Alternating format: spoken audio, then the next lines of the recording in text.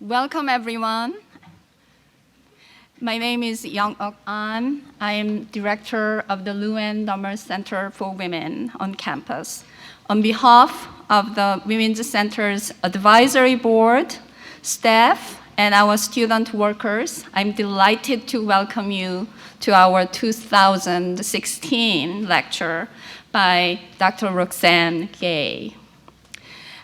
Our Women's Center bears the late Dr. Luen Nummer's name, and it was established in 1993 through the endowment that she bequeathed in her will. We'd like to recognize Luen's vision and legacy through this event. We at the University of St. Thomas are very fortunate to have a women's center that provides great support to faculty, staff, and students, empowering women and educating our broader community on gender equity, diversity, and social justice. The Luen Nummer Center for Women, located in OEC 103, is open throughout the year and provides resources and support to the whole campus community. Among the many and varied programs the Women's Center offers include monthly Feminist Friday talks and book club discussions, and a weekly knitting group called Yarn Tamers. We also provide grants and fellowships to students, faculty, and staff for their scholarship and professional development. Our newsletter, Many Voices, features regular and special forums to raise awareness of feminism and its intersections with justice and equity issues. We brought copies of our spring issue for you, so feel free to pick one up on your way out. We also collaborate with many branches and units to educate about the issues of gender, race, class, sexuality, and so on, ranging from women's studies program, student diversity and inclusion services, LGBTQ plus allies, to university advocates for women and equity, and the list goes on and on. I also want to acknowledge our student group, FemCom, short for Feminist Community here. It truly takes a village to work toward the common good. Tonight's lecture marks the 23rd in a series of talks given by nationally and internationally acclaimed women speakers.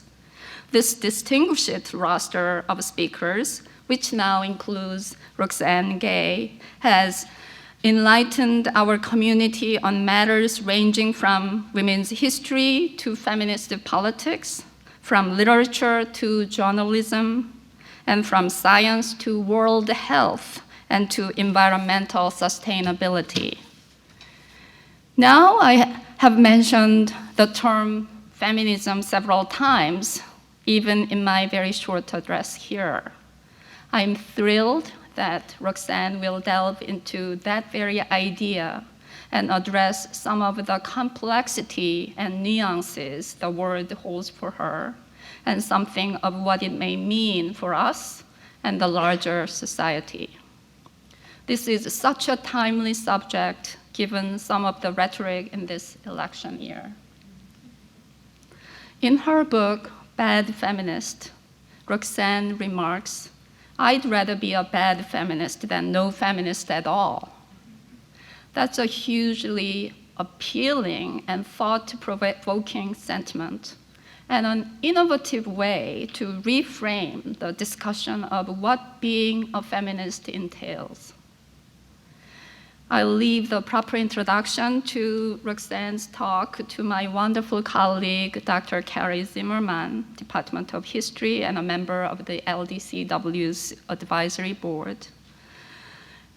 Roxane's lecture will be followed by a question and answer session in which you are all invited to participate. There will be book signing following the lecture. But first, we'll start the program with two songs sung by female vocal group at the University of St. Thomas, Cadenza. Cadenza aims to tap the collective spirit of a cappella music and bring the community together through songs. And before we get into the main part of the evening, I'd like to ask you to make sure that your cell phones are turned off. So Cadenza, please come forward and open tonight's program. Welcome, Cadenza. Let's welcome them in a warm applause.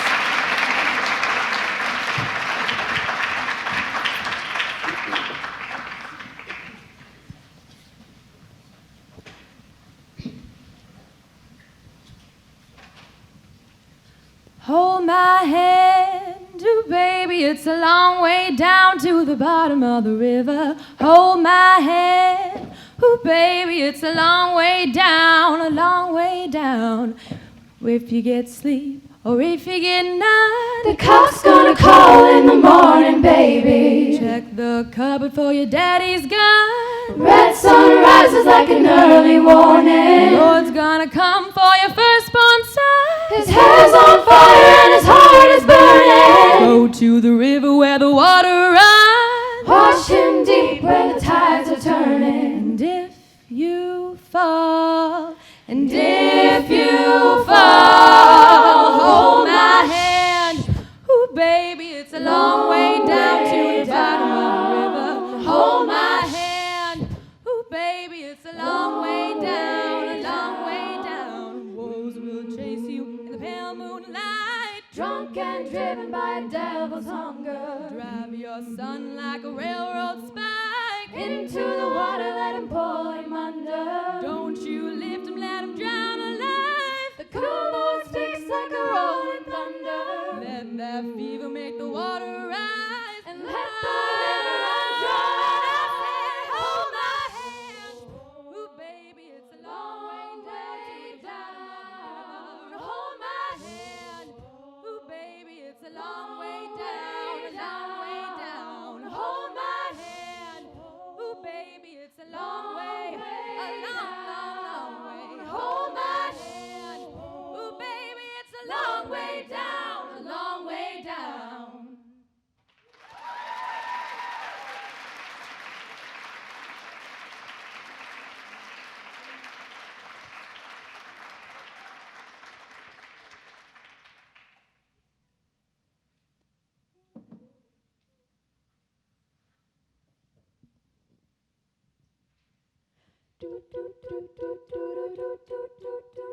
Standing in a crowded room and I can't see your face.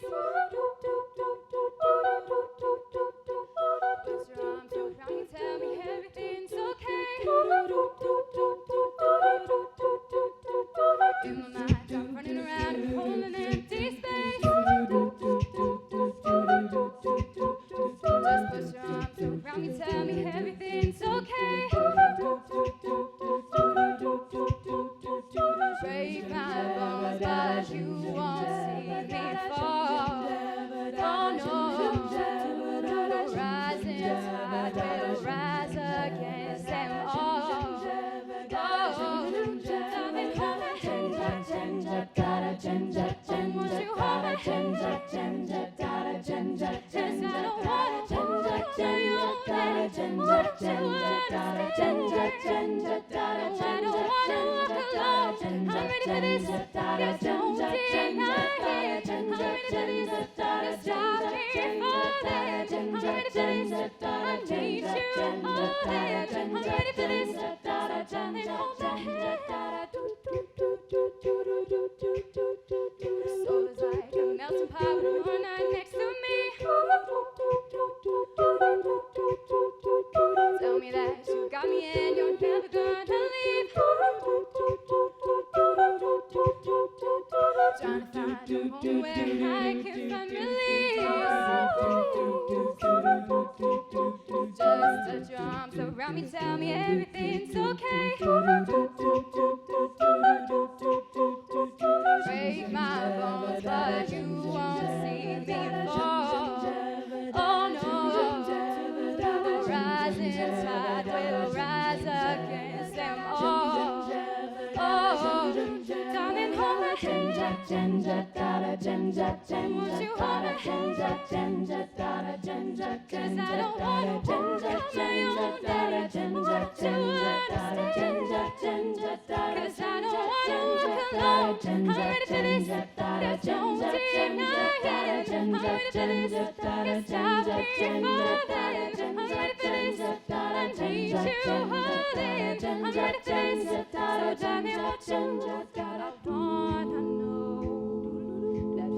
When we're all alone, so please don't make me wait. No, I don't wanna break. No, I don't wanna fall.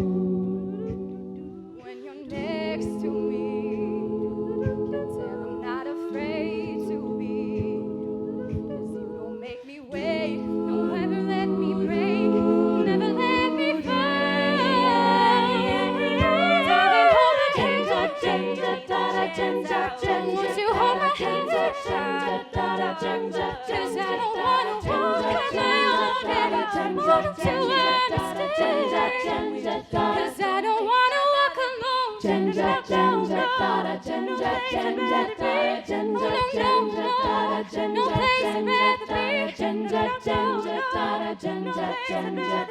When I am with you, so darling, won't you hold my hand?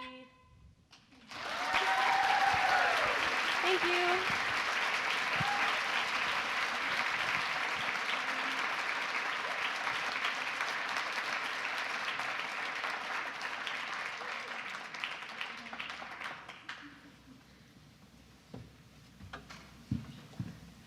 It's a really tough act to follow. They're amazing. Delighted. Good afternoon. Delighted to see everybody here. I am Carrie Zimmerman from the History Department, and on behalf of the Luann Dummer Center for Women, I am honored and quite humbled to stand before you to present author, cultural critic, and bad feminist, Roxane Gay. No introduction could capture the strength, the wit, and integrity of Roxane's writing, nor could I begin to encapsulate her many, many accolades. In addition to her best-selling collection of essays, Bad Feminist, she has published 2 books of fiction written for Best American Short Stories, The New York Times, The Nation, Salon, McSweeney's, The Rumpus, Los Angeles Review, and the list goes on and on. She's also co-editor of Pank. She keeps over 100,000 followers, myself included, informed and entertained on Twitter.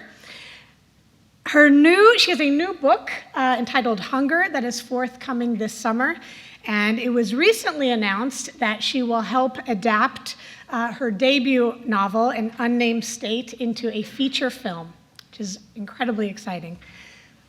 By the way, in case I forget, she is also Associate Professor of English at Purdue University. As Dr. Ahn introduced, Roxane is here today as part of the Luann Dummer Lecture Series.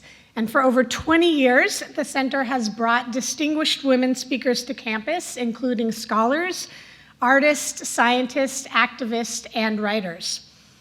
And while many of the distinguished speakers, like Roxane Gay, cannot merely be defined by one of these categories, they all share a commitment to women's rights and to gender equality. All of these distinguished speakers have worked in one way or another, to borrow from Roxane's own words, to ensure that all women can move through the world with the same freedom as men. Before we hear more from Roxane, I just want to take a very quick moment to publicly acknowledge the many people who worked incredibly hard to ensure that Roxane made it to St. Thomas today, especially Jessie McShane and Dr. Young Ak An, the center's director. We are grateful for your leadership in continuing to pioneer the spirit of Dr. Luann Dummer, who I think would have read Bad Feminist as eagerly and enthusiastically as many of us in the audience today. Without further ado, please join me in welcoming Roxane Gay.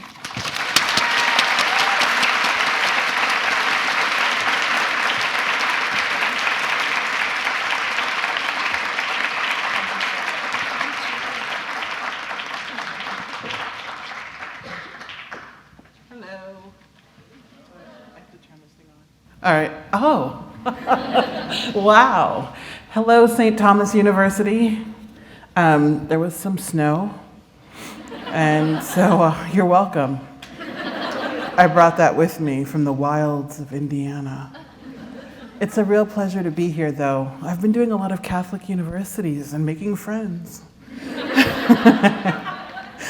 So I thought I would read a few essays tonight, and then I like to do Q&A because it's more interesting to talk with you than to talk at you. But I live in the middle of nowhere, and so I thought I would first tell you about my UPS man, who's just spectacular.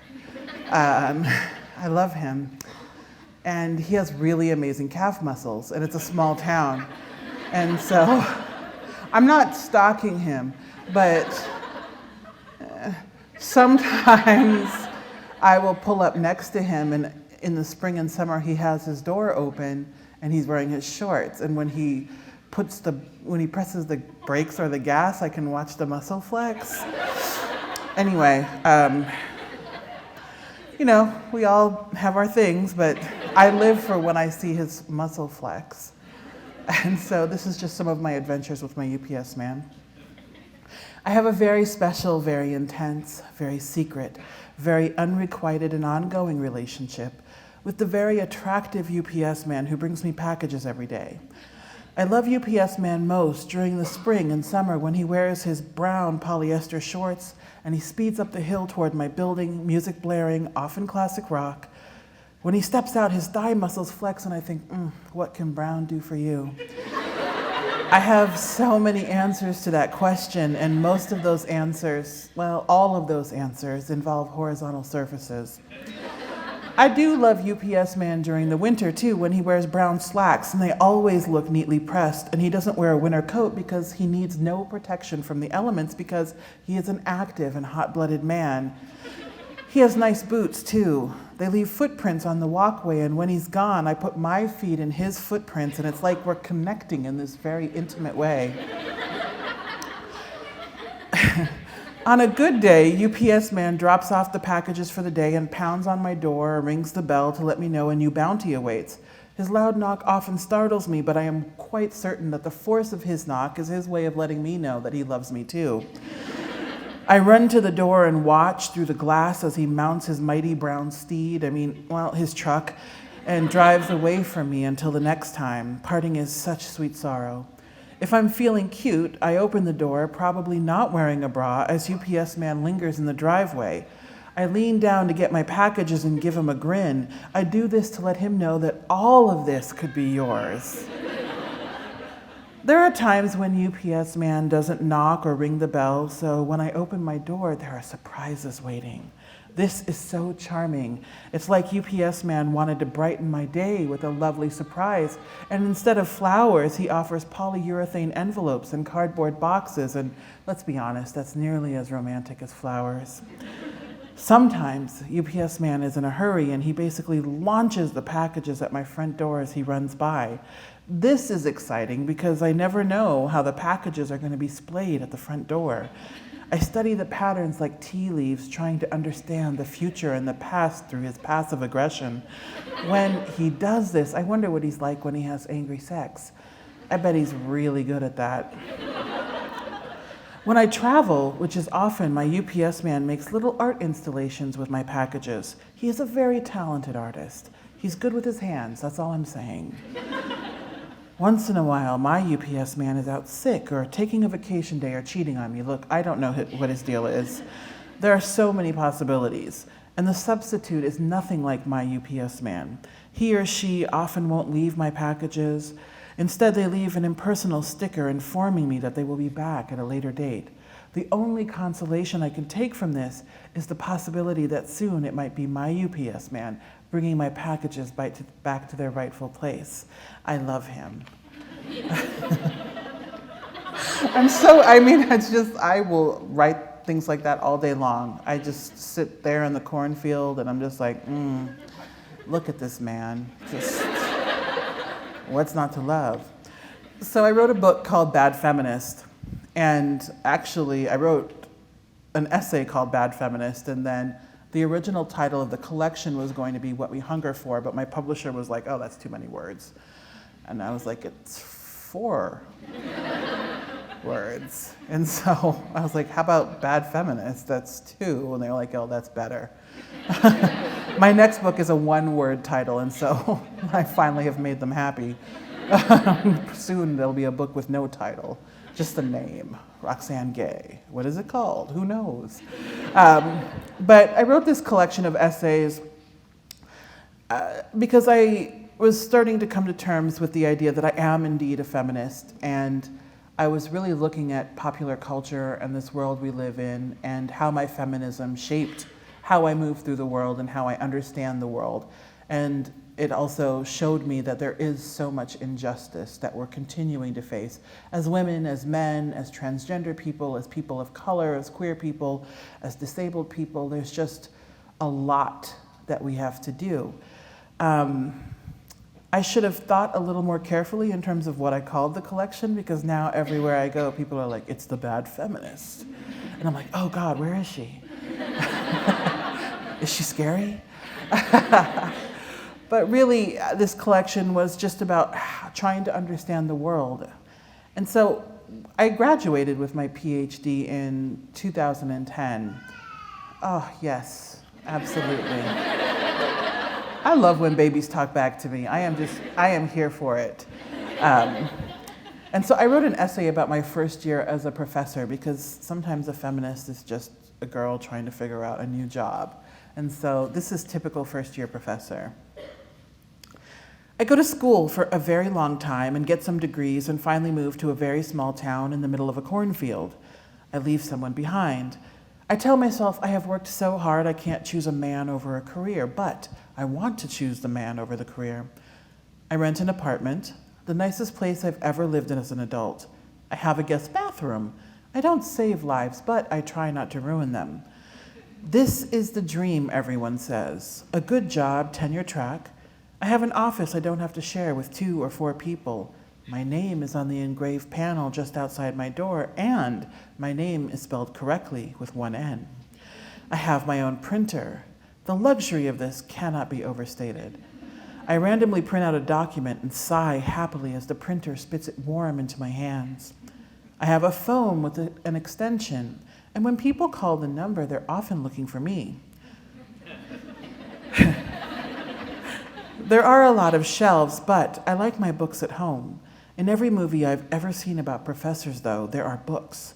I quickly unpack 3 boxes, drawer trash, detritus accumulated in grad school, books I will never open again, but I am a professor now. I must have books on display. It is an unspoken rule.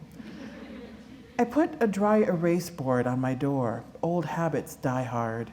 Every few weeks I pose a new question. What's your favorite movie? What's your favorite musical? What do you want for Christmas? Currently, what is your favorite cocktail? The best answer, free. There is a mind-numbing orientation that begins with a student playing acoustic guitar. A threatening sing-along vibe fills the room, and the student is not a chanteur. Most of the audience cringes visibly. I hide in the very last row. For the next 2 days, I accumulate knowledge I will never use. It's math all over again. I'll be teaching 3 classes, 2 of which I've not quite taught before. It turns out when you say you can do something, people believe you. 10 minutes before my first class, I run to the bathroom and vomit. I'm afraid of public speaking, which makes teaching really complicated. When I walk into the classroom, the students stare at me like I'm in charge. They wait for me to say something. I stare back and wait for them to do something. It's a silent power struggle. Finally, I tell them to do things, and they do those things. I realize I am, in fact, in charge. Teaching 3 classes requires serious memorization when it comes to student names. The students do tend to blur. It will take nearly 3 weeks for me to remember Ashley A and Ashley M and Matt and Mark and so on. I rely heavily on pointing. I color code the students. You in the green shirt. You in the orange hat. I get my first paycheck. We're paid once a month, which requires the kind of budgeting I am incapable of. Life is desperately unpleasant after the 23rd or so. I've been a graduate student for so long, it's also hard to fathom that one check can have 4 numbers before the decimal point. Students don't know what to make of me. I wear jeans and Converse. I have tattoos up and down my arms. I'm tall. I am not petite. I am the child of immigrants. Many of my students have never had a black teacher before. I can't help them with that. I am the only black professor in my department. This will probably never change for the whole of my career, no matter where I teach. I'm used to it. I wish I weren't. However, there seems to be some unspoken rule about the number of academic spaces people of color can occupy at the same time. When I was a student, listening to a boring professor drone endlessly, I usually thought, I will never be that teacher. One day, I'm delivering a lecture and realize, oh God, I am that teacher. I stare out at my students, most of them not taking notes, all of them giving me that soul-crushing, dead-eyed stare that tells me, I wish I were anywhere but here. And I look at them and think, I wish I were anywhere but here. I talk faster and faster to put us all out of our misery. I become incoherent. Their dead-eye stares haunt me for the rest of the day, and then for much, much longer. Walking down the hall, I hear a young woman saying, Dr. Gay, over and over, and I think, that Dr. Gay is really rude for ignoring that poor student. I turn around to say something before I realize, oh, right, she's talking to me. I worry some of my students don't own any clothes with zippers or buttons or other methods of closure and fastening. I see a lot of words faded and stretched across asses like pink on clothing that is not pink. There are bra straps, pajama pants, often ill-fitting. In the winter, when there is snow and ice outside, boys come to class in basketball shorts and flip-flops. I worry about their feet and their poor little white toes. Helicopter parents email me for information about their children. How is my son doing? Is my daughter attending class? I encourage them to open lines of communication with their children. I politely tell them that there are laws preventing such communication without their child's written consent. The child never consents. Sometimes, during class, I catch students staring at their phones beneath their desks like they're in a cone of invisibility. It's as funny as it is irritating. Sometimes I cannot help but say, I see you. Sometimes when students are doing group work, I take a look at my own phone like I'm in a cone of invisibility. I am clearly part of the problem. Suddenly, toward the midterm, there is a plague on grandmothers. The elder relations of my students begin passing away at an alarming rate one week. I want to warn the surviving grandmothers somehow. I want them to live. The excuses students come up with for absences and missed homework amuse me in how ludicrous and improbable they are. They think I want to know. They think I somehow need their explanations. They think I don't know they're lying. Sometimes I simply say, I know you are lying. You say it best when you say nothing at all. The first semester ends and I receive my evaluations. Most of the students think I did a decent job. Some think I did a great job, and then there are those who disagree. I assign too much work, they say. I expect too much. I don't consider these things faults. A student writes on my evaluation, typical first-year professor. I still have no idea what that means. Thank you.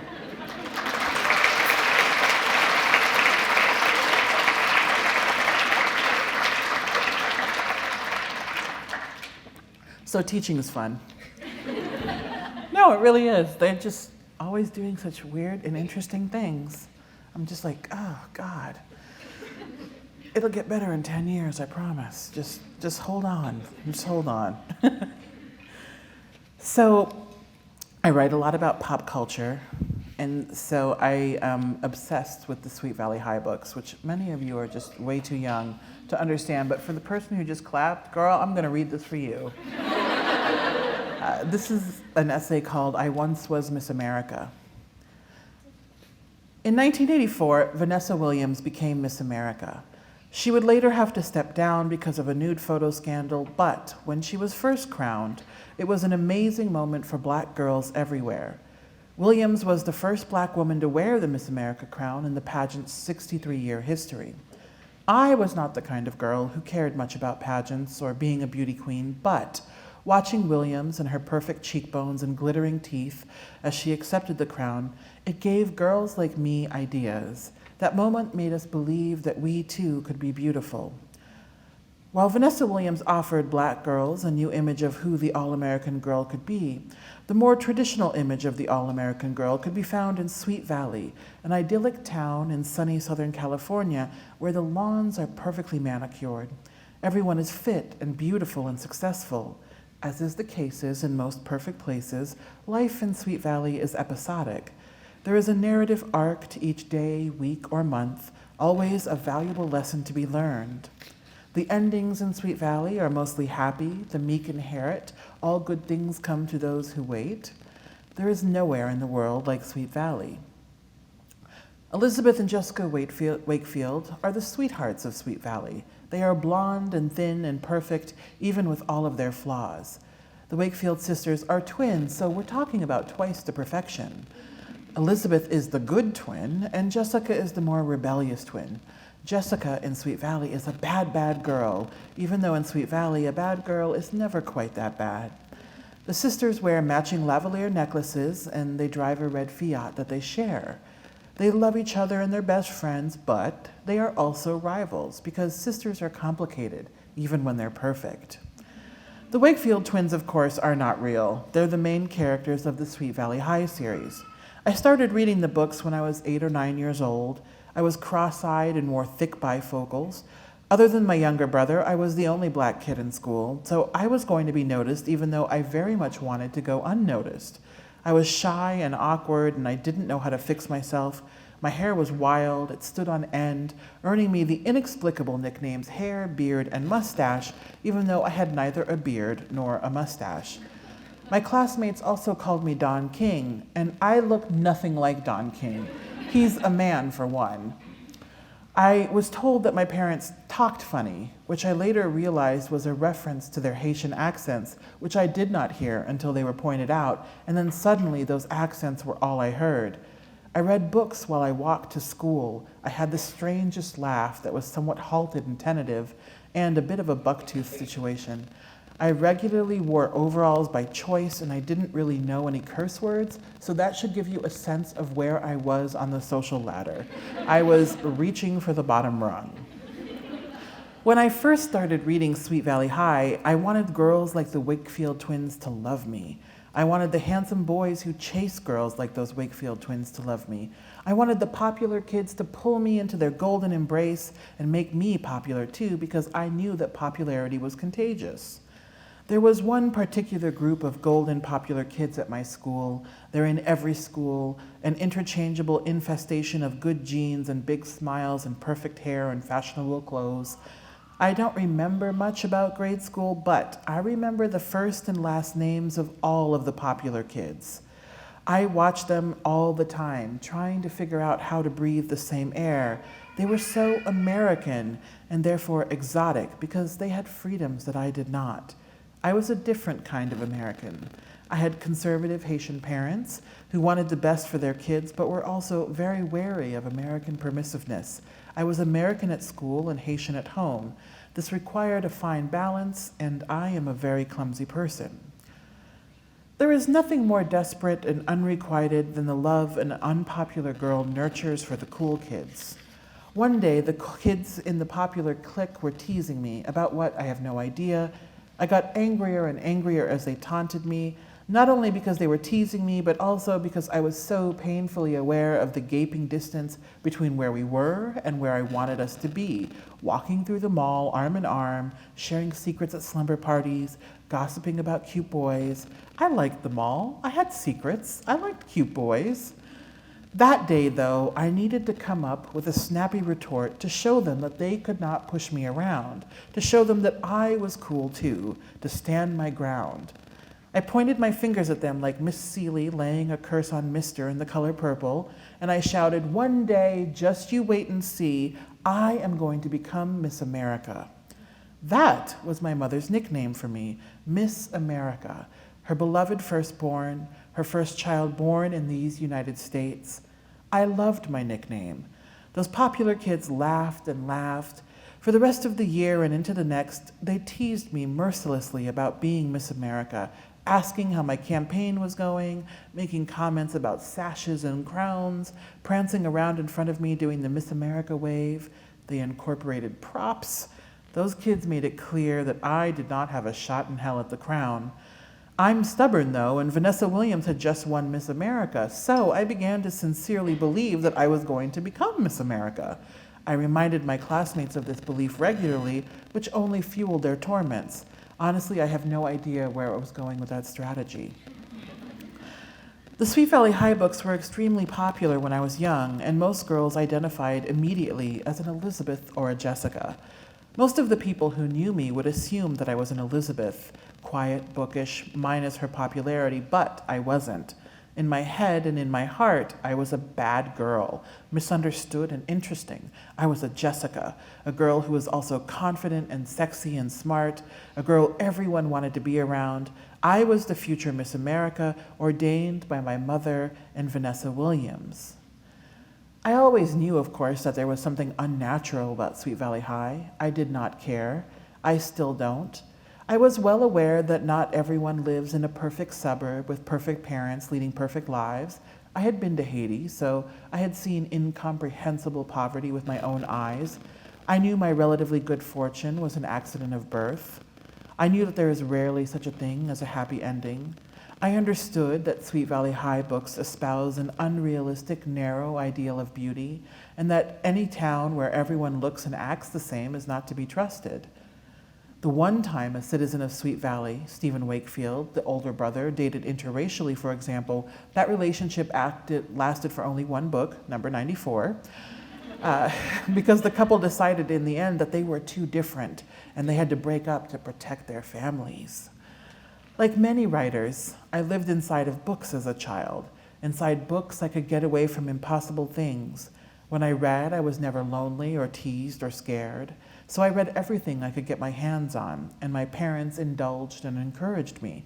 They were strict about things like television and grades, but they never censored my reading material or questioned my love of Sweet Valley.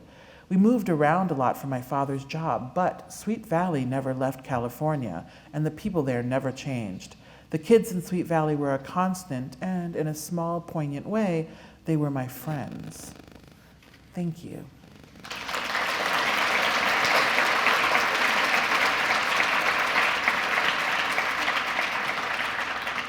Totally check it out. They're so good. You can find them at like Goodwill, the internet. Oh, wrong one. Even Amazon still sells them. They're like still in print, which is fucking crazy. It's been so long. So a few years ago, I started thinking about my friendships with women. And I was like, man, my friendships with women are awesome. I almost said fucking again. Oh, well, sorry. And so, it's just so bad. My mom wants me to stop cursing on Twitter, and I'm trying so hard. But Twitter won't let me be great. It's bad. But I wrote a piece on how to be friends with another woman. So abandon the cultural myth that all female friendships must be bitchy, toxic, or competitive. This myth is like heels and purses. Pretty, but designed to slow women down. This is not to say that women aren't bitches, toxic, or competitive sometimes, but rather to say that these are not defining characteristics of women or women's friendships, especially as you get older. If you find that you are feeling bitchy, toxic, or competitive toward women who are supposed to be your closest friends, perhaps take a look at why and figure out how to fix it. A lot of ink is given over to mythologizing female friendship as curious and fragile relationships that are always intensely fraught. Stop believing this mythology. If you're the kind of woman who says, I'm mostly friends with guys, and act like you're proud of that, like that makes you closer to being a man or something and less of a woman, as if being a woman is a bad thing, you're wrong. It's okay if most of your friends are guys, but if you champion this as a commentary on the nature of female friendships, perhaps it's time to do some soul searching. If you feel like it's hard to be friends with other women, consider that maybe other women aren't the problem. Maybe it's just you. I used to be this kind of woman, and I'm sorry to judge. Sometimes your friends are going to date people you just can't stand. You can either be honest about your feelings or you can lie. There are perfectly good reasons for both. Sometimes, however, you are going to be the person dating someone your friends can't stand. If your man or woman is a scrub, just own it so you and your friends can talk about more interesting things. My go-to explanation is, I am dating an asshole because I'm lazy. You are totally welcome to borrow that. Want nothing but the best for your friends, because when your friends are happy and successful, it's probably going to be easier for you to be happy and successful. If you're having a rough go of it and a friend is having the best year ever and you need to think some dark thoughts about that, do it alone with your therapist or in your diary so that when you actually see your friend, you can avoid the myth that women are bitchy, toxic, or competitive. If you and your friends are in the same field and you can collaborate and work together, do this without shame. It's just not your fault that your friends are awesome. Don't tear other women down, because even if they're not your friends, they are women, and this is just important. This is not to say that you can't criticize other women, but it's important to know the difference between criticizing constructively and tearing down cruelly. Everybody gossips, and so if you're going to gossip about your friends, at least make it fun and interesting. As a corollary, never say, I never lie or I never gossip, because then you're both gossiping and lying. Tell your friends the hard truths they need to hear. They might get angry about it, but it's probably for their own good. Once, my best friend told me to get my love life together and demanded an action plan, and it was really irritating, but it turned out to be useful. Don't be totally rude about truth-telling, and consider how much truth is actually needed to get the job done. Finesse goes a long way. These conversations are infinitely more fun when they're preceded by an emphatic, girl. Surround yourself with women with whom you can get sloppy drunk, who won't draw stupid things on your face if you pass out, and who will help you vomit if you over-celebrate, and who will also tell you if you get sloppy drunk too much or behave badly when you're sloppy drunk. Don't flirt, have sex, or engage in emotional affairs with your friends' significant others. This shouldn't need to be said, but this needs to be said. That significant other is an asshole, and you do not want to be involved with an asshole who's used goods. If you want to be with an asshole, get a fresh asshole of your very own. They're abundant. Don't let your friends buy ugly outfits or accessories that you don't want to look at when you hang out. That one is just common sense. If 4 people are dining, for God's sake, split the check evenly 4 ways. I don't care what Mary had to drink. We are all adults now. If you're high-rolling, just treat everyone and then rotate who treats. If you're still in the broke-ass stage, well, do what you have to do. If a friend sends a crazy email needing reassurance about love, life, family, or work, respond accordingly and in a timely manner, even if it's just to say, girl, I hear you. If a friend sends you like 30 crazy emails needing reassurance about the same damn thing, be patient, because one day that's going to be you tearing up your Gmail with your drama.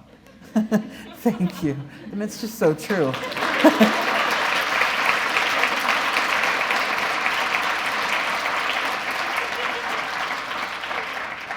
So I wrote an essay called Bad Feminist, where I was trying to sort of think through my feminism. And the number one question that I'm asked is, what is a bad feminist? And I was like, oh, God, read the book. But, you know, I came up with the phrase because I was thinking about feminism, and I was just like, oh, that seems like a lot of work. I'm just not going to do all that. I'm not very good at it. And so it was kind of tongue-in-cheek, haha, but also I was thinking about the history of feminism and how for quite some time mainstream feminism has been primarily concerned with the concerns of heterosexual middle-class white women to the detriment of women from all other walks of life. And if that's what we call good feminism, then yeah, I'm a very bad feminist, because I do believe that we have to understand that we're not just women. We have other identities that shape how we are affected by misogyny and just institutional issues of sexism and inequality. And so Bad Feminist really just felt like the best way to embrace feminism and also critique feminism. And so I wrote an essay, and I'm going to read just a part of that, and then I thought we could take some questions. I am failing as a woman. I am failing as a feminist. To freely accept the feminist label would not be fair to good feminists. If I am indeed a feminist, I am a rather bad one. I'm a mess of contradictions. There are many ways in which I am doing feminism wrong, at least according to how my perceptions of feminism have been warped. I want to be independent, but I want to be taken care of and have someone to come home to. I have a job I'm pretty good at. I'm in charge of things. I'm on committees. People take my counsel. I want to be strong and professional, but I resent how hard I have to work to be taken seriously, to receive a fraction of the consideration I might otherwise receive. When I drive to work, I have a confession to make. I listen to thuggish rap at a very loud volume, even though the lyrics are degrading to women and offend me to my core. The classic Yin Yang Twins song, Salt Shaker, God, it's amazing. Bitch, you gotta shake it till your camel starts to hurt. That's just poetry. Of course I'm mortified by my music choices. I care too much what people think. Pink is my favorite color. I used to say my favorite color was black so I could be cool, but it is pink, all shades of pink. If I have an accessory, it is probably pink. I read Vogue, and I'm not doing it ironically. I once live tweeted the September issue. I have a very indulgent fantasy where I have a closet full of pretty shoes and purses and matching outfits. I love dresses. For years I pretended I hated them, but I don't. Maxi dresses are one of the finest clothing items to become popular in recent memory. I have opinions on maxi dresses. Again, this mortifies me. If I take issues with unrealistic standards of beauty that women are held to, I shouldn't have a secret fondness for fashion. I know nothing about cars. When I take my car to the mechanic, they're speaking a foreign language. The mechanic asks what's wrong, and I stutter things like, well, there's a sound, and I try to drown it out with my radio. Currently, the windshield wiper fluid for the rear window of my car no longer sprays the glass, it just sprays the air. I have no idea how to deal with this, and it feels like a very expensive problem. I still call my dad with questions about cars, and I am not terribly interested in changing any of my car-related ignorance. I don't want to be good at cars. Good feminists, I assume, are independent enough to address vehicular crises on their own. They're independent enough to care. Despite what people think based on my writing, I do like men. They're interesting, and I mostly wish that they would be better about how they treat women so I wouldn't have to call them out so often. I consider certain domestic tasks gendered, all in my favor because I just don't care for housework, but lawn care, bug killing, and trash removal are absolutely man work. Sometimes, a lot of the time, honestly, I totally fake it because it's easier. I'm a fan of orgasms, but they take so much time, and in many instances, I don't want to invest that time. All too often, I don't even like the person enough to explain the calculus of my desire. Then I feel guilty because the sisterhood would not approve. I'm not even sure what the sisterhood is, but the idea of a sisterhood menaces me, quietly reminding me of how bad a feminist I am. Good feminists do not fear the sisterhood because they know that they're comporting themselves in sisterhood-approved ways. Because I have so many deeply held opinions about gender equality, I feel a lot of pressure to live up to certain ideals. I'm supposed to be a good feminist who is having it all, doing it all. Really, though, I'm a woman in her 30s. This book was written a few years ago. I'm a woman who's 41, struggling to accept herself and her credit score. For a long time, I told myself I was not this woman, utterly human and flawed. I worked overtime to be anything but this woman, and it was exhausting and unsustainable, even harder than simply embracing who I am. Maybe I am a bad feminist, but I am deeply committed to the issues that are important to feminism. I have very strong opinions. Okay. I have very strong opinions about misogyny, institutional sexism that consistently places women at a disadvantage, the inequity in pay, the cult of beauty and thinness, repeated and ongoing attacks against reproductive freedom, violence against women, and so on. The list just seems never ending. I am as committed to fighting fiercely for equality as I am committed to disrupting the notion that there is one true feminism to rule them all. I'm the kind of feminist who is appalled by the phrase legitimate rape and political candidates who affirm commitments to opposing abortion almost unilaterally. Being a feminist, however, even a bad one, has also taught me that the need for feminism and advocacy not only applies to these larger issues like reproductive freedom, but also to seemingly less serious issues like top 40 songs or a comedian's puerile humor. The existence of these lesser artifacts of popular culture is made possible by the far graver issues that women continue to face. At some point, I got it into my head that a feminist was a certain kind of woman. I bought into grossly inaccurate myths about who feminists are: militant, perfect in their person and politics, man-hating, humorless. I bought into these myths even though I know better. I'm not proud of this, and I don't want to buy into these myths anymore. I don't want to cavalierly disavow feminism like far too many women have. Bad feminism seems like the only way I can both embrace myself as a feminist and be myself. No matter what issues I do have with feminism, I am a feminist. I cannot and will not deny the importance and absolute necessity of it. Like most people, I'm full of contradictions, but I don't want to be treated like shit just for being a woman. I am a bad feminist, but I would rather be that bad feminist than to be no feminist at all. Thank you.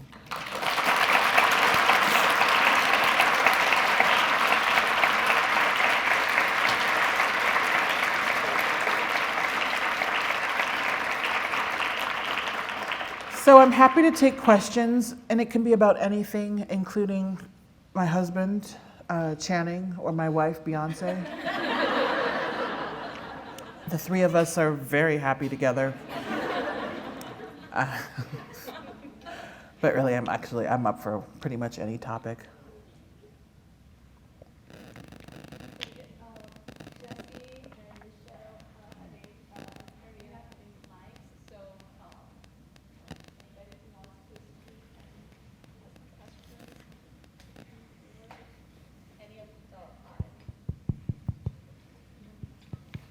Just raise your hands, we'll come to you. So you mentioned you like to sit, oh, is this on? I can't even tell. Yeah. Okay, cool. So you mentioned you like to sit in cornfields and write, which is lovely. That's one word for it. I'm just curious, like, what your writing process is. Do you make time to sit down and write? Do you wait for inspiration to strike?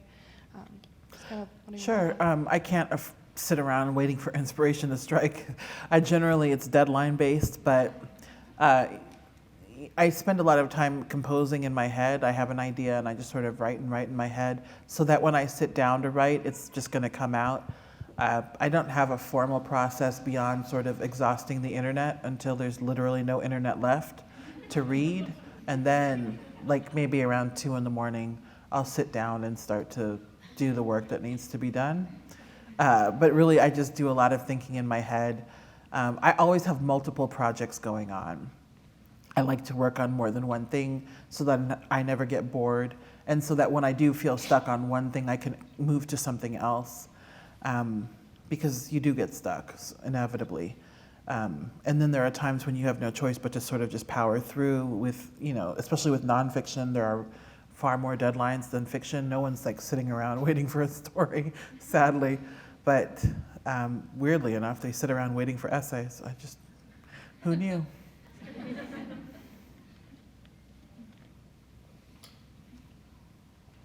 So you mentioned the sisterhood, and I was wondering what exactly your definition of the sisterhood is. It's made up. The sisterhood is just this idea of women who are sort of protecting pure feminism. I oftentimes, and you do see this a lot of times when public feminists, do something that disappoints people, they're torn off of a pedestal. And so one of the key things I write about in Bad Feminist is don't put me on a pedestal. I'm human and I'm going to make mistakes. And in my mind, the sisterhood is just that group of people who are not necessarily bad people, but who just walk around sort of patrolling the halls of feminism and trying to make everyone the same and to make everyone perfect, and that's just not how life works. Thank you. You're welcome. Yeah. Hi, over here. Hi. So being a feminist has like very positive and negative things. What do you believe is like the most positive thing that you've gained from this and the most like hardest or challenging thing that you've experienced? Yeah, that's a great question. The most positive thing is just knowing that I'm equal and to a man and that all women are equal, and having the confidence then to stand up for myself and at times like act like a man. I hate that phrase, but you know, whenever I'm sort of feeling in doubt, I just think, what would an average dude do? And he'd like ask for a 20% raise, and so I do that too. And it doesn't necessarily work out, but I just sort of, the permission that I give myself to believe that I deserve the best and so on is really the best thing. The worst thing about claiming feminism is just, there's so many bad things about it. I mean, for the most part, it's great, but you know, the pressure, people, even when you say don't put me on a pedestal, people will put you on a pedestal, and that's really hard. And then there are a lot of expectations sort of that you're expected to be on, and a capital F feminist at all times, when I'm just Roxane and a human being. And also on the internet, men, man, they, like, there's just it's a small percentage, but they have a loud voice, who just harass you when they know that you're a feminist. And they're just like, you crazy feminist, and just the harassment, it's constant and exhausting. And so I could do without that. Yeah. Hi. Okay. Hi. So I'm thinking of becoming a professor someday, and I know. Run away, girl. Run away. Yeah. So I guess my question. So recently, in a class, an interpersonal communication class, no less, a male classmate made a very derogatory remark about a woman. He was describing her as like a fat chick in a nurse's costume, and in a way that was really terrible. And he just said it without, I mean, he just said it, you know what I mean? And he just kind of continued on. The class was like, most of us are female in that class, and you could see it was like this very kind of visceral like shift in the class kind of vibe. And even our professor who is very rarely rattled, was rattled and didn't quite know how to respond. And we did a lot of, I'm like a TA for the class, and so I did like a lot of debriefing and kind of like wondering after that about like kind of how to respond and that kind of thing. And so I'm wondering if, first of all, I mean, I imagine as a professor you might have come across something like that in class where there's sort of like this thing that you, like a comment maybe that you feel like you need to respond to in a certain way, but maybe, I don't know, don't want to be like, you want to think about it first or something. I guess I'm just wondering, like, in that situation, what your, how you go about kind of dealing with that. Yeah, that's a horrible situation. Like, because on the one hand, you want to just be like, get the fuck out. like seriously, just, what is wrong with you? I think for me, I would say something in the immediate, but you never want to humiliate. I mean, even though he was degrading women with that ridiculous comment, and I'm like, are you a 10? I don't think so. Like you have some nerve. Like, but I would try and say something in the immediate. Like when that happens in the classroom, I just say that's not acceptable, and I'm going to give you like 5 reasons why, and then I do follow up. I do it in as mild a way as I can because you don't want to ostracize them in front of their peers, especially at the beginning of the semester, when you have to have a conducive and friendly, working environment in the class for the rest of the semester. And also because we're all, I think it's just as hard to be a guy in this culture as it is to be a girl. And that some people don't know any better.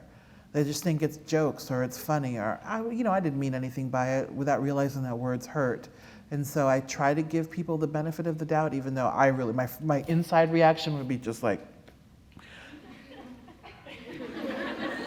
you fail. You might as well just drop this class because you cannot do well with me. But I would follow up extensively with a very long email and a conference in my office just to say, you can't do this in class.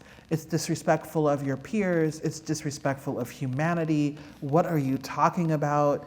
That's just so rude. Like, you shouldn't talk like that anywhere, but you can't talk like that in class. It's hard. Damn. This is just rude. Just, ugh. Next time you see him, just look at him. Just like, Well, this is very convenient. I hope it's okay that I ask a question. Did anyone else have their hand up next? Cool. Okay, I can wait. go ahead, you're like right there, like for convenience sake. I will get to everyone. Thank you, first of all, so much for being here, Dr. Roxane Gay. It's such an honor to have you here. Thank you. To get to ask you a question. So I'm in a Women in Studies class at the moment, and we're learning a lot about intersectionality of different issues that, different inequalities in our country. And I noticed you said you love rap, and I guess it struck me as extremely meaningful that you would love rap, because that also is a form of expression that really represents an underrepresented part of our society. And as an African American and a woman, how do you go about fighting the fight for both? And how do you, I guess, because I would see that not as a bad feminist, but also as experiencing and listening to that music that represents part of our society that's underrepresented. How do you go about, I don't know, I don't see us canceling out your feminism. I see it as you wrapping all the things up that you need to care about. And how do you go about that in your daily life? You know, very carefully. It's challenging because you hear this music that's really catchy, and then like you have artists like Kendrick Lamar, The Roots, Tribe Called Quest, like who do this really great conscious music, and then they'll throw in a gratuitous bitch. And it's just like, really? We can do better. And so I listen to the music and I allow myself to enjoy it, and whether it has a profound message or it's like Yin Yang Twins, like they're not doing anything conscious other than like, let's just get some champagne and drink it off a nice woman's ass. So I recognize that's just trash, and sometimes you enjoy trash. But with more socially conscious music, I just try to respect where it comes from, and I try to respect the artistry, but I still hold them to task. Like, you can still do better. If your struggle is that real, then why don't you think about the struggle of the women in your life instead of just casually degrading them? I mean, that's what kills me. It's just so casual. Like, one of my favorite songs is Kendrick Lamar's Bitch Don't Kill My Vibe, which is such a great song, but every time I hear the word bitch, I just get irritated. Like, you couldn't think of anything else? Like, really? I mean, because I get it. Like, don't kill my vibe. Just let me be high and happy. So he's on to something, but like, why does it have to be a bitch? And so I just try to, hold both truths, that we can be better, but this music is important and has value at the same time. But it can be really challenging, and when it's just too much, I just change the station or I don't listen to that music. But I would never ever begrudge an artist's right to create. Yeah, totally. I mean, you have to. Music is, and I listen to everything. And one of the things that's frustrating is that R&B, rap, and hip hop get this reputation as being misogynist. But come on, have you listened to rock, country? Country music is kind of like the #1 perpetrator. I'm from Nebraska, so I know all about it. And so I think it's something that we also have to recognize is a problem in the music industry. And it's not something that we should be laying at the feet of rap. All right, thank you. Okay, and then we'll get there's some, I think, over here. Go ahead. Thank you so much. I feel so honored to hear you talk today. Oh, thank you. A few years ago, and it just made me fall in love with your writing and your insight so much. I think one thing that I struggle a lot with is having challenging conversations with people who, I think you've spoke a lot to the weight that the word feminist holds. And sometimes I'll have conversations with people that'll, loop in the word feminist, and people automatically get really turned off. Even if it's something that's as simple as, I should be paid the same amount as you for doing the same amount of work, even though I'm a woman and you're a man. And I feel like I tried to explain it in the most simplest terms, saying, feminist in its true essence just means equality. But I feel like sometimes that still doesn't get to people, that they don't fully understand what I'm just simply trying to ask for is equality. And I'm wondering your thoughts on that. How do you work to explain to people who might have a hard time accepting, just the fact that feminism means equality? How do you get to those people? Because I feel like I have several important people in my life or friends that I'd love to share thoughts with about this type of stuff. And I feel like they're good people. They should understand equality and know what equality is, but it's sometimes hard getting past the point of just saying the word feminist and having them automatically, tune whatever you say after that word out. Yeah. You can't fix them. I'm sorry, but it's a very basic concept. They can understand it, they don't want to. And so, it's just sometimes people disappoint you. And I think this is one of those situations. Because oftentimes what people hear, when people hear this idea of equality, what they think is that means you're going to take something away from me. And nobody wants to give up their goodies. And that's why we're still having these conversations, this many years after feminism began. Because people don't want to give up their privilege. They know how good it is. They're not going to get rid of any of that. And so sometimes you have to point it out to them like that you don't want to share the goodness that I am entitled to. And it's just hard, but I think what you're looking for is some sort of magic definition or magic solution that's going to make them stop being obtuse. And there is no such solution. It has to come from them. And you just can't keep throwing yourself against that wall. You can lay out what it is, you can give them texts to read, but the burden of education falls on them, not on you. Hi. Am I microphoning? Yeah. Okay. First of all, I like you the are words. microphoning. Thank you. I like the words that you write a lot. And this isn't a question about Bad Feminist, but it's about your novel, An Untamed State, which is very intense and very amazing. And if you all haven't read it, you have to, okay? I agree. Go get it. So I was just wondering how long it took you to write that novel. And you don't have to answer this next question because it doesn't even feel like a real question, but what was your process, or rather experience working on it? Yeah, I wrote An Untamed State in the summer. Yeah. I wrote it the summer after my first year of teaching. I recognized that it was going to be really hard to write a cohesive novel-length project during the academic year, and so I just wrote for 10 hours a day every day for 4 months. I really do live in the middle of nowhere. They're just really, it was fun. Minus the horrible violence parts, but I enjoyed building the world of this novel, and so I just allowed myself to be fully immersed, and I would walk around pretending I was Mireille, the protagonist. And so when my mom would call, I'd just be like, I'm busy right now. What are you doing? I'm in Paris.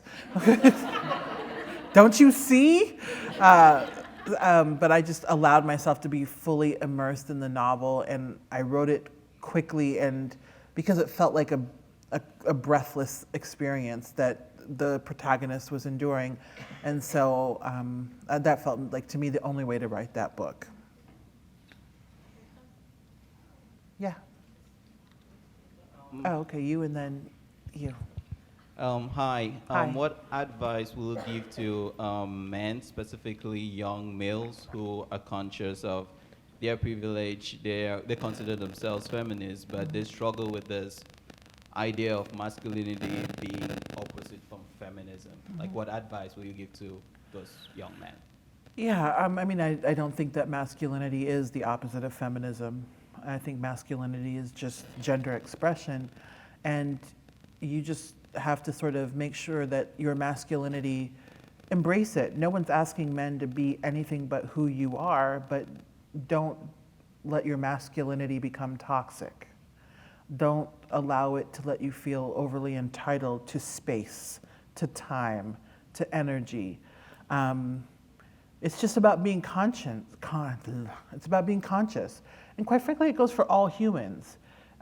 Just be better about being considerate. I think that goes such a long way. And also just recognize that your masculinity affords you a measure of privilege and safety that women will never know. And imagine what it's like to move through the world without that privilege and safety. And I think that can help you understand why women behave in the way they do, in the ways that they do, or why they might respond to situations in the ways that they do. But really, it's really just about being conscious and paying attention, as far as I'm concerned, and not allowing toxicity to be a part of your masculinity. And also, you know, this little saying, when you see something, say something, which you see at the airports everywhere these days. But when your bros make stupid sexist jokes like what that bro in the class said, call them on it. You can call your friends on that. Like, I think it starts from within male culture to like address these issues. I think men are more willing to listen to other men than to hear a woman saying, that's sexist. But if a man says to another man, hey, I think we can still be men and talk about women and so on, as you might do. I mean, I think you talk about other things like sports. No. Just encourage men to just be better in terms of their jokes and to be less degrading toward women, less objectifying, without saying you can't appreciate. I objectify all the time. It's great. But I think I do it out of a place of respect. I adore Channing. I adore him. I love his neck. It's so thick and I just want to bite it softly. And so just encourage them to talk like that. You'll be set. Yes. Yeah, I don't have a microphone, but I was wondering, do you have any advice for an aspiring writer? I guess I'll give you some context. I'd like to write and then eventually teach about my writing, similar to what a lot of writers do. So if you have any deep advice, I'll say. Yeah, when you say teach about your writing, what do you mean? My writing or my research interests are Black feminism, Black feminist literature, text, things like that, Black sexual politics. So bringing things from the dark to the light, Yeah. really enlightening folks. So I wonder, how can I embark on that journey? Well, you have to write. The key thing is you have to write. A lot of people are like, how can I do this? How can I do that? And you're putting the cart well before the horse. If you sort of want to get on the speaking circuit and to spread the good word about your research interests, you have to have a book. And that means sitting down and writing a book and getting that book published. And getting that book written, it means being relentless, treating your writing as a job. And not a job you hate, but a job that you show up to every single day. And a job that you take seriously, and a job that you put time and research into. That's the only way. And then make sure that you network. And I hate that word, but like go to writers' conferences and meet other writers and promote other writers and talk to other writers, because that's going to be your community. And when opportunities come up, we share these opportunities with each other. And it just becomes this sort of organic thing where people remember, oh, what's your name? Tiana. Oh, Tiana. I remember that she does this. I'm going to recommend her for such and such event. And it just builds and it builds and it builds. So a part of success as a writer is luck, but you can't get lucky if you're not working your ass off. And so it's really just committing to doing that and writing a book and making sure that you're writing about something someone else hasn't written about. My dad always has told me, no matter what field my brothers and I went into, he said, do something no one else is doing. And so you have to figure out what's the thing that no one else is doing? What's the angle that no one else is bringing to Black feminism, for example? Okay, you're welcome. Oh, hey. So this is just a question that I've always been battling with myself. The idea of, is it on? Yeah. Yeah, you have to hold it close to your mouth. Really close? Is this there good? you go. Okay. Yeah. You have to get intimate with it, like, oh. Okay. Lessons I learned from. Okay. So my question is, what is your opinion on using a woman's sexuality as a means of empowerment? In whatever sphere she's in, does it have to be one of the means, or do you agree with it, especially in media? For instance, Nicki Minaj's Anaconda music video, and the idea that she's embracing who she is as a person. She's embracing who she is as a person, and like the way she looks and all. But is that close? Yeah. Now hold it. Oh, yeah, okay. you can't move it back and forth. All right. Embracing who she is through her sexuality. Do you agree with it? Do you not agree with it? I'm old. You know, I think that empowerment comes in many forms, and that some women are empowered by using their sexuality, and it's not my place to judge it. I think that it's hard to convince everyone that you are empowered when you are, as in Anaconda, sort of just, it's a video of ass, which is great. I mean, you know, I think it's just challenging, but I don't think, again, the problem is Minaj's. It's the people who would perceive that as disempowering. I think it's complicated. I do. I think that we try to make it neat and tidy and just say sexuality is empowering. I believe it's empowering, but not everyone's going to agree, and that's the problem, especially when we see artists who use sexuality. It's that you can't control the consumption of those images that you're putting out there. You can only control the intention, and very few people are interested in the intention. That said, I mean, I think Nicki Minaj, Rihanna, Beyonce, Taylor Swift to a different extent, are all using sexuality in really interesting ways and really empowering ways for other women. And that to me is awesome. And honestly, if I had those bodies, I would just walk around naked. Just like, fuck your clothes. This body is perfect. I am powerful. Deal with it. But there are no easy answers. And I think, you know, for me, what I try to do when I think about sexuality and empowerment is focus on how do we get the consumer of these images and this empowerment to understand that it is empowering. But I think that we have to be allowed to feel empowered. Nobody else can judge that.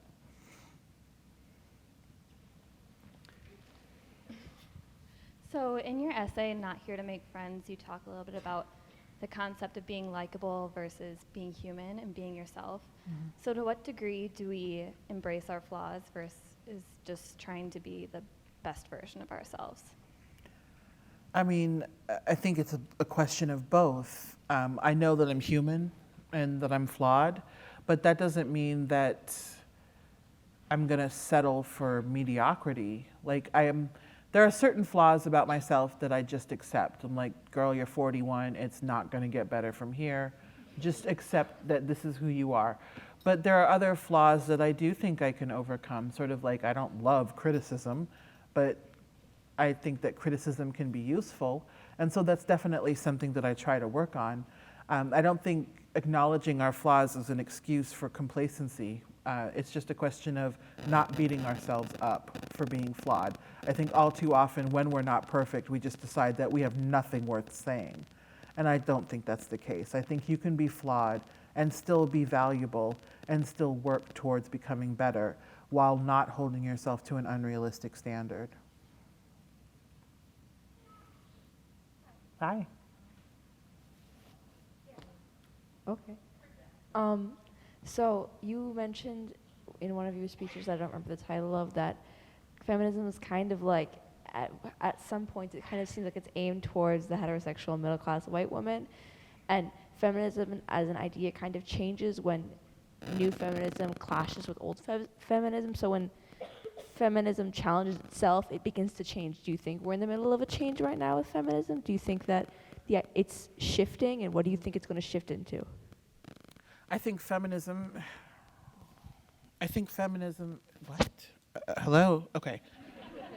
I think feminism has shifted since the beginning of feminism. That's why we have these waves. And I do think that we are at a key moment right now, especially with all of the empowerment that we've seen online and in pop culture.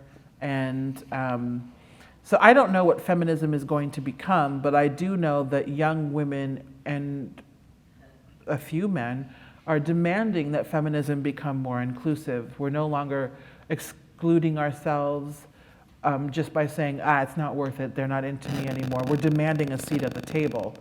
And so I think that's really exciting. And I also think we're seeing a larger cultural recognition of womanism, which was a feminism for Black women created by Black women because of this exclusion from mainstream feminism. So yeah, I do see a change happening. I do not see the change happening, though, in the strongholds of power. Like the National Organization for Women is just the same organization that it's always been, with pockets of people who are interested in creating change, but the organization as a whole is not necessarily creating change. I don't think we're seeing enough change in organizations like Emily's List, which helps get women into legislative seats. And so it's concerning to me that we're seeing the changes at the ground level, at the grassroots level, but we're not seeing it in the strangleholds of feminist power where legislative change can be made. And that's where we also need to infiltrate, because so much of what we need as feminists to move forward is legislative, in terms of pay, in terms of childcare, in terms of reproductive freedom, in terms of violence against women. What we need are laws passed, and that means we need lawmakers who are willing to consider women as human beings. And so, you know, I hope that this continues to trickle upward into the halls of power. Thank you. Yeah. I'm really interested in self-care, and I think that... In what? Self-care. Okay. And I think it's really, for feminists, one of the most important tools we have in our toolbox that we don't use enough. So I was wondering, is that something you struggle with, kind of taking care of yourself and practicing self-care while doing this really difficult work? And how do you like to practice self-care? I'm working on it. I'm not super good at it, just because I'm kind of a workaholic, and I literally have 3 full-time jobs, and so I sort of tend to lose myself in there. But I'm working on it very much, because especially like March, I was basically home for 4 days. That sucked a lot. It's just not sustainable. And so going to LA to see my partner is self-care as far as I'm concerned. That's where my partner lives, and just, I love LA, and just relaxing there, reading a book, watching a movie, telling myself, you are not opening that laptop today, even though I will still look at my phone. I'm trying to do more and more of that to create sort of a work-life balance, because right now there is no balance and it's not working. But I do think self-care is important. If we don't take care of ourselves, we can't take care of others. But I also think that in addition to self-care, we need to be thinking about community care. And how do we take care of those around us, in addition to how we take care of ourselves at a community level? How do we make sure that our community is, I think community care is also really important, and we don't nearly talk about that enough. Hi there. Hi. I remember when the Cosby scandal was kind of first coming to light, you were on, I think, Melissa Harris Perry, and you talked about how we can sometimes overlook genius in women. I'm wondering, what are some like actionable everyday kind of like, or not, maybe not every day, but like, I don't know, what are action steps to actually just recognizing women on like an R scale, you know? On like an artist scale? No, sorry, I misspoke. On like R scale, like just everyday people. That's a good question. I mean, I think it's just being mindful of the women around you. Notice the dynamics, like in a classroom, who's speaking the most?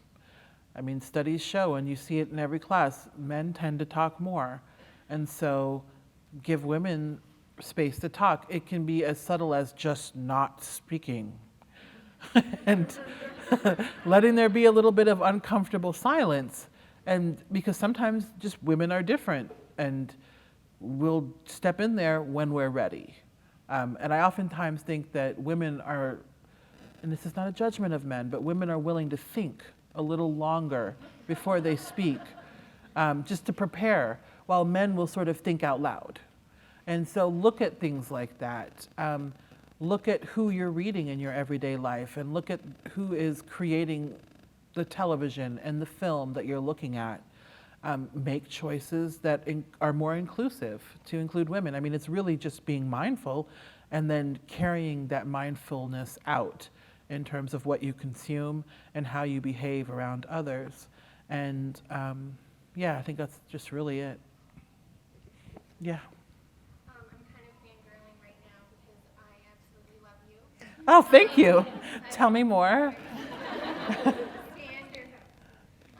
Hi. What are you reading right now? What are some of your favorite authors and books? What should we be reading? I just was I have at. another question. Okay, cool. I was just at Magers and Quinn before this, and so I just bought 2 books of poetry whose titles I can't remember, but one by Nikki Finney and one by Ocean Vuong that just came out from Copper Canyon Press, and everyone should get it. He's a brilliant young poet, and I am going to read it on the plane tomorrow, and I'm very, very excited. I'm actually also reading another book I don't know the title of. I'm a teacher. It's an action, it's a crime thriller. I'm really into crime thrillers, oddly enough. And so my friend Don Winslow sent it to me. He wrote a book called The Cartel that came out last year. And the other day he messaged me and he was like, I've got this great book for you to read. And I was like, fuck. Because so many people have great books for me to read, and my apartment is overrun by them. But he sent it to me and it was short looking, and I was like, oh, okay, I'll take a look. And I can't stop. It's really good. And it comes out in July. Sorry, hey, there's a book and it comes out in July. You're welcome. But the last book I finished was Alexander Chee's Queen of the Night. And it's a gorgeous book set in the 19th, no, wait, way before the 19th century. It's historical fiction about an opera singer, and it's just stunning, and I highly recommend it. Oh, yeah. Yeah. Yeah, you know he's watching. What's your second question? So for my two-parter, Yeah. I subscribe to the Gospel of Faye, Beyonce. Yes. So, I'm going to be reviewing her new album for Spin. What? Amen. Yes. What is your favorite Beyonce song? Oh, come on. So not heavy, but I can't, no, that's not why I said, oh, come on. Girl, please. I'm here for the question. It's just I can't pick one. Minus Jay-Z's lyrics, Drunk in Love. Every time he enters one of her songs, I get irate. Like, why is he speaking? And just send him away.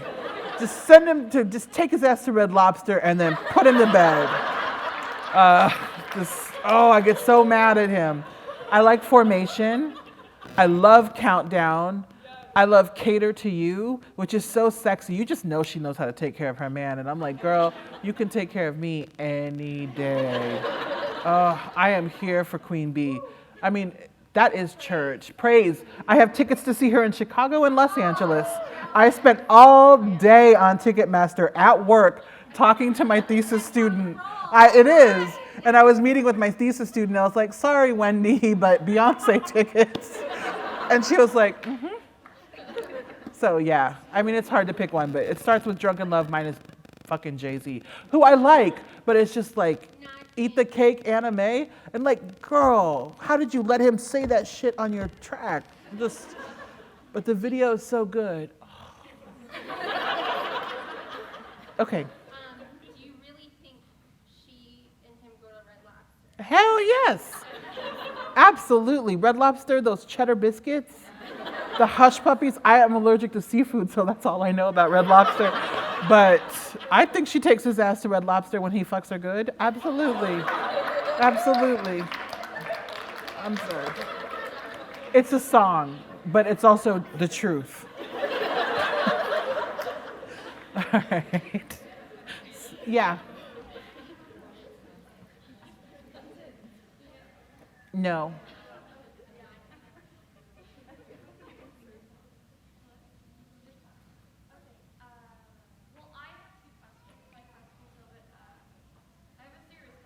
Cool, come closer because I can't hear you.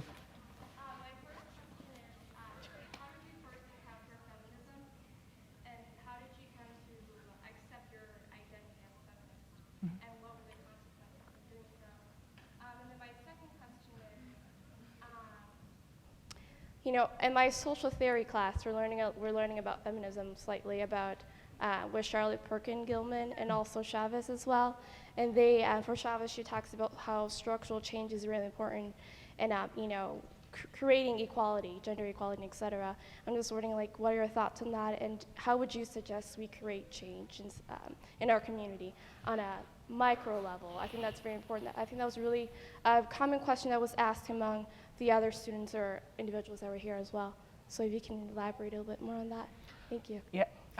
Micro changes are, as I've said, you know, to a couple of the other question askers, just being more mindful in your day-to-day life and just demanding that women are given equal time and equal consideration and equal space. The first question, my first exposure to feminism was my mother, who would never admit that she's a feminist or claim that, but she's a feminist. In fact, I don't know what she is, but she's in charge of all things at all times, and she's especially in charge of my father. It's so awesome. And so that was like watching my parents interact. They're both really good people, and they treat each other very well. And to see that men and women could treat each other like that was really my first exposure to feminism, though they would not call it that. And my father vehemently denies that he's a feminist, but he is. He raised 3 children, 2 boys and 1 girl, and we all turned out well, and we all treat other human beings well. And I think that's kind of the best thing you can ask for as a feminist parent. In my high school years, in my 20s, I really misunderstood feminism. I took it to be this caricature of feminism that we've created culturally. And I think it's a caricature that's created by the people who have the most to lose when women are considered equal. And so I just bought into it because I was young and I was ignorant and I didn't know any better. Then in my late 20s, when I was like 29, I was working at the University of Nebraska in the College of Engineering, working in the communications department, just creating alumni magazines and stuff like that. So I was writing for a living, but not the way I wanted. But it was a good job, and I was really excited to have it. And I recognized that the faculty members, who were mostly men, were talking to me like I was an idiot. And I already had a master's degree at that point. And I thought, I can do what you do. Like, I can walk around wearing tweed and sitting in my office 2 days a week. I mean, that's not a problem. And so I decided to get my PhD. And I started I took a cultural theory class, of course, and I started to recognize the importance of making myself a presence within the academy as a woman, but more importantly, as a Black woman. And that's really when my feminism just bubbled to the surface. In terms of consequences, I mean, it's just empowered me in many ways. It certainly has expanded my empathy. I used to be profoundly intolerant. But feminism has just helped me, and I also think just growing up has helped me just chill out and to just be more accepting of people even when I don't like them. And I think, I can't remember the last part of your question. I think that was it. How about to create social change or create more gender equality? More gender equality? I mean, well, for me, I'm just writing and getting the good word out there, and supporting candidates like Hillary Clinton, and voting. It really comes down to voting. Show up at the polls, vote for whichever candidate you want, but if you want women to be considered equal, you need to have candidates in office who believe that. And generally, it tends to be people on the Democratic side who believe that. So vote for whichever Democrat you want.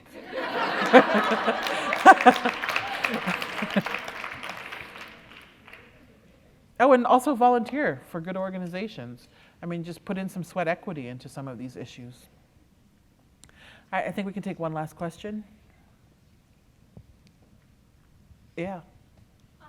So I intern at a gender justice law firm, and what is talked about a lot is cognitive and implicit biases, and I think it's really important to talk about these things and have especially university students admit to them, and since you're a professor, I thought maybe you could talk about if you do that in the classroom or if you think that should be done in the classroom.